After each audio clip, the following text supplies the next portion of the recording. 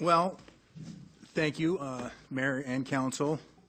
This is basically trying to distill down 600 people's efforts over the last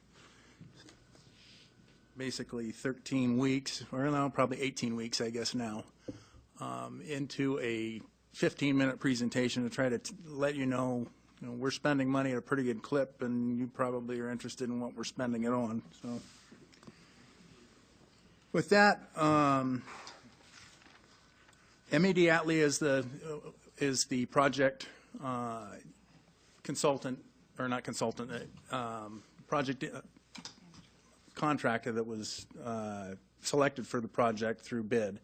And they are as local as we're going to get for any kind of a contractor. They're actually located in Clarkston, Washington, so they're right here in the Palouse region. And this really goes through kind of what Mead and Hunt is our consultant, and what Atlee, and there's another contractor known as Michaels that is doing work on behalf of Avista, and where we're at with the project, and a bunch of pretty good pictures to try to distill down what happened. I went through about 4,000 pictures to come up with 40 to try to show this. So the current situation of the airport, and I left this slide in here because, well, the one time I took it out of a presentation, people got upset because it really shows the runway where it lines up with Moscow Mountain, and you can see that, in this area. And the issue is the runway and the taxiway are too close together. So the area that we're talking about now is moving the runway, if you're looking at the slide, off to the right of where it is right now, and trying to line the runway up into here instead of here. The timeline, we finished the environmental assessment in 2014. We received $16 million of federal money in last year. This year was $25 million, and we just this last week were able to acquire an entitlement transfer from the Port of Bellingham.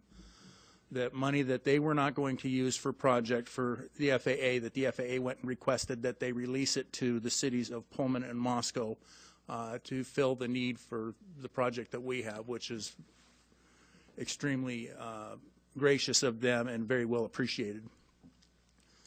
Land acquisition and design, we're working through that. Negotiations on the private property side are completed. We're still working with Washington State University. We are working underneath the Uniform Relocation Act, which is a congressional law, and also with the FAA. They have a specific order, 5100.37 Bravo, that deals with land acquisition and how it works.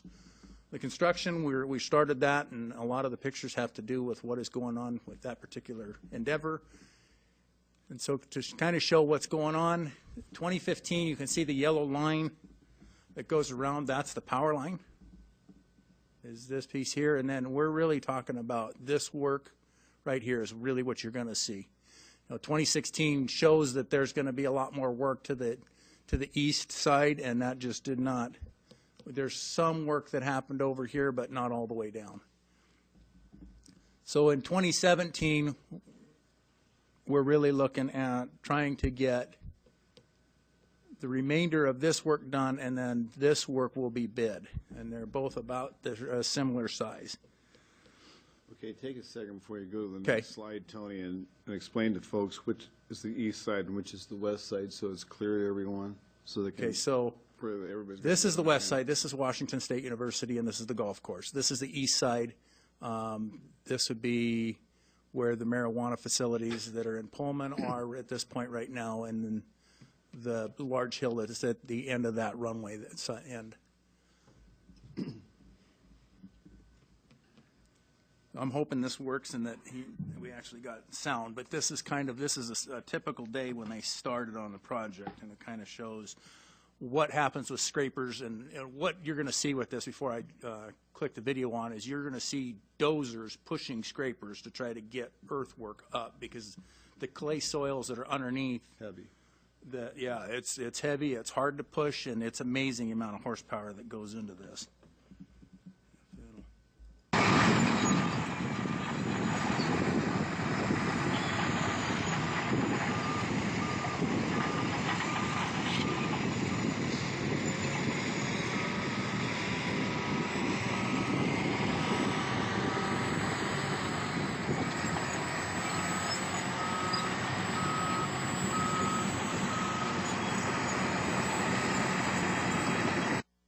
But at this point, there were about 40 pieces of equipment on 60 acres and flying around. Those dump trucks are doing about 65 miles an hour. It's just amazing. It looks like giant pig pen flying down the landscape. If you could imagine, I sat out through this summer several different times, and it looked like a NASCAR race with a bunch of great big earth scrapers. I mean, these tires were taller than I am standing up. Yeah. I mean, these guys, and Tony's not exaggerating, they're clipping along at a fast, in my view, scary pace. It's a good thing I'm not driving one of those things, I tell you Yeah, what. we were amazed, just coordination and everything, how it worked, because you've got scrapers moving, and then you've got dump trucks, and they're trying to turn as fast as they can go. Because time is money, and you're trying to move millions of cubic yards as fast as you can when the weather's good, and that was the goal for them to try to do. And Tony, didn't you tell us once how many trips they tried to make per day in one of your presentations? I don't recall if it was trips, but how many cubic yards. I've got figures on basically what was done by the end of October, but I don't have daily figures. I think I might have had it at one time, but I don't remember it off the top of my head. Well, early on, they were doing 30,000 cubic yards a day. They were, yeah. When they first started, they were moving. When they did topsoil in that first big hit, it was about 30,000 yards. This is the right-of-way that goes around, that was designated to go around Pullman. And so the airport project, one of the projects was going to exist and one of them was not. There was a bypass that was supposed to, I guess if this was Pullman over here, this bypass was supposed to go all the way up and around and connect to 95. And the state of Washington Department of Transportation had it in a plan, but there was no funds for it, and it was purchased in the 70s. The city of Pullman didn't support it. Whitman County didn't support it. Washington State University didn't support it. And they were looking at a south bypass, and one project was going to survive and one not, and we are consequently buying this portion of the right-of-way for the runway to move forward because it's in a zone that you cannot have a road in. So ironically, they can be donated as a road, but the FAA doesn't allow you to accept donated things for restricted purposes, so we are purchasing it, and we're using it as a road so they don't inadvertently destroy Highway 270. But the groundbreaking, if anybody was familiar with the groundbreaking on this project was actually right here. This gives an idea of the cut and I guess the angle of the cut when you look at how they did this piece, and then how much equipment is moving, and then you can see box culvert down here at the end, and we'll show some pretty neat pictures. We basically had to pipe Airport Creek, which runs through the airport currently, and comes out.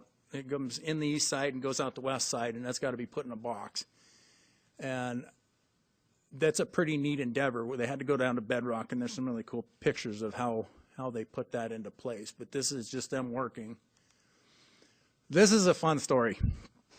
So anytime you do a big earthwork project, especially around here, and you're going to do 60, 70, 80, 90 feet of fill, things are going to compact. They're going to settle with time. And so Strata, which is local, and they are the geotechnical engineering company that is on this project, they had to put $30,000 worth of sensors in so you knew how much feet or inches or whatever you're going to have over the time, probably feet, how much compaction we have, and then how much deflection we have, because you're rising earthwork up as you go.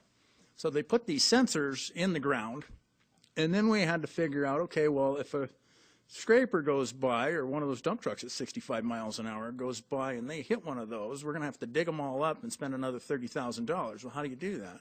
One thing we figured out was scraper operators won't hit the national standard. So the flags, and you'll be able to see the next picture shows, but that delineates where those instruments are. And here you can see the flag is way down here. And they're looking at that from a haul road, but you can see it from quite a ways away, so they stayed away from it. And we were able to get really good data out of Strata that was presented to the airport board.